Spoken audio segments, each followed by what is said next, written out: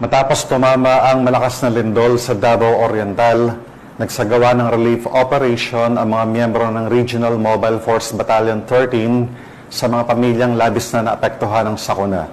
Patrolwoman Joanna Cawile sa report.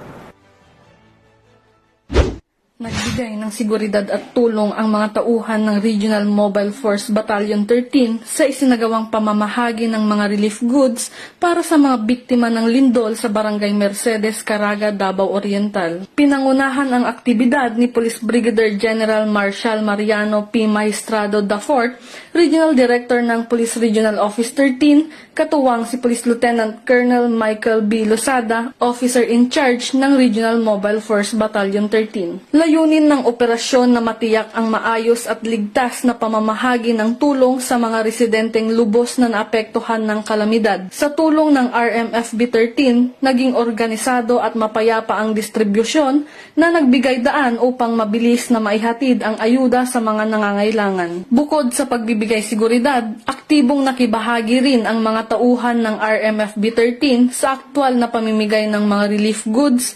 Ang kanilang presensya ay nagbigay ng kapanatagan at inspirasyon sa mga residente na nakaramdam ng suporta at malasakit mula sa kapulisan. Muling pinatunayan ng RMFB 13 ang kanilang tunay na diwa ng paglilingkod at malasakit sa kapwa. Sa panahon ng sakuna, ipinapakita ng mga pulis na hindi lamang sila tagapagpatupad ng batas kundi katuwang ng bawat mamamayan sa pagbangon, pagkakaisa at pag-asa.